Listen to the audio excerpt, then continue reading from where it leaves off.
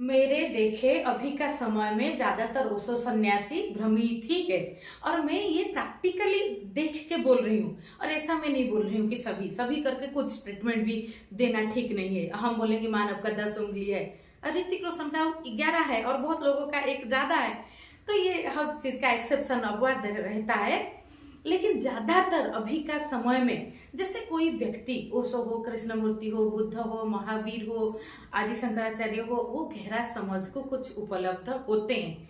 फिर उनका जीवन और उनकी अभिव्यक्ति में वो बात दिखता है। पर उनके जाने के बाद लोग इसको कल्ट बना लेते हैं, क्योंकि उनको ज्यादातर लोगों को तो गहरा समझ पता ही नहीं चलता।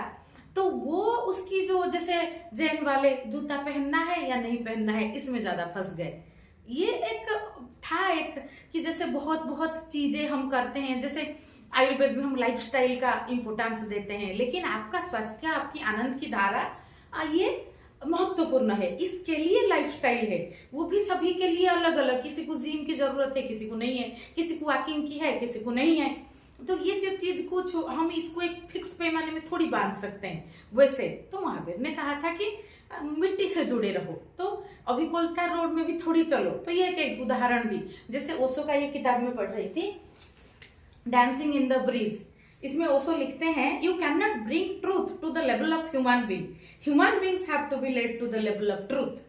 तो ये जानने के बाद भी कि ट्रूथ को ह्यूमन बींग के लेवल पे हम नहीं ला सकते, फिर भी ओशो बहुत तरह के ध्यान विधि तौर तरीके दिए हैं। और ज्यादातर अभी का ओशो सन्यासी उसी तौर तरीके में फंसे हैं। और वो पहले खुद अपने से उनका जुड़ाव नहीं है, लेकिन गुरु बनने का कल्ट ज्यादातर ओशो परंपरा में दिख रहा है।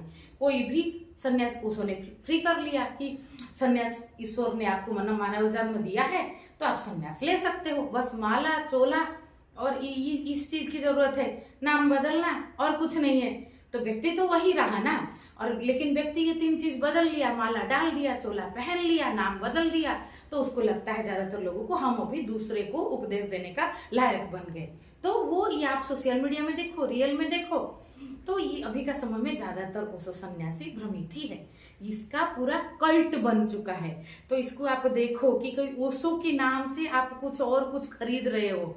ओशो तो और कुछ बोले थे, ओशो गहरा समझ की बात रखे थे ज्यादातर, लेकिन ओशो को भी पता था कि बहुत लोग समझ नहीं पाएंगे। वो खुद भी बोले थे कि मेरे जाने के बाद तुम मेरे नाम पे और कुछ कुछ कुछ कुछ करते रहोगे, तो कम से कम व्यक्ति विक्टिम ना बने। कम से कम आप, जैसे मैं बात कर रही हूँ, कोई सुन रहे तो आप इसको गहराई से देखो कि कहीं विक्टिम तो नहीं बन रहे।